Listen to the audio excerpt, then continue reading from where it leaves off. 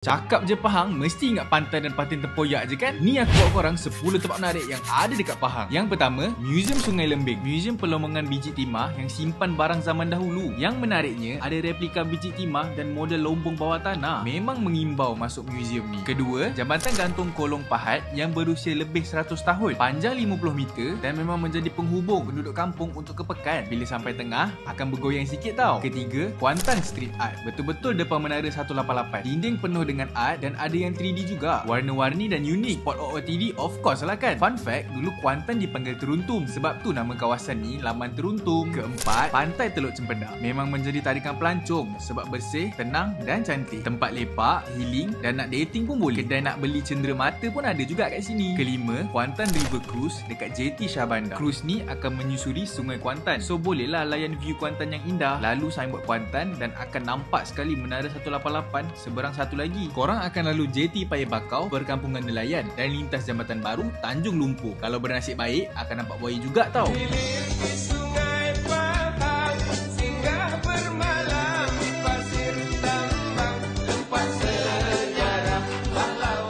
Menara 188. Kalau nak tengok satu Kuantan, memang atas ni lah tempat dia. Tinggi menara ni 188 meter tau. Dan ada 3 tingkat. Boleh skywalk dan ada juga restoran. So bolehlah makan sambil layan view. Ketujuh, Firefly Cerating. Kat sini memang rare sebab dapat tengok kelip-kelip. Yang menariknya, instruktor boleh panggil kelip-kelip datang dengan lebih dekat. Indah sangat dapat tengok kelip-kelip banyak macam ni. Kelapan, Batik Adina. Kat sini boleh tengok step by step cara penghasilan batik. Boleh mencanting sendiri juga tau. Siap dapat mini kit untuk mencorak lagi. Dekat sini pun ada banyak barangan batik yang korang boleh beli. Kesembilan, Bentong Farm. Dalam ni ada mini zoo, vegetable dan fruit farm. Ada lebih dari 100 jenis haiwan eksotik dekat sini tau. Macam alpaka, lemur ekor gelang, lembu penganur. Siap boleh bagi makan lagi. Nak tangkap ikan longkang pun boleh juga. Tapi kena lepaskan balik tau. Ada 80 jenis buah dan sayur. Siap ada replika durian terbesar dalam Malaysia Book of Record. Ada juga replika manggis dan juga halia. Akhir sekali, kalau nak singgah beli oleh-oleh atau cenderamata, bolehlah singgah Bazar Serambi Teruntum. Banyak merchandise dan makanan macam kekacang dan dodol, batik, kraft tangan dan banyak lagi yang korang boleh beli dekat sini. So, inilah 10 tempat menarik kalau korang ke Pahang dan wajib singgah. Apa-apa pun, Pahang first!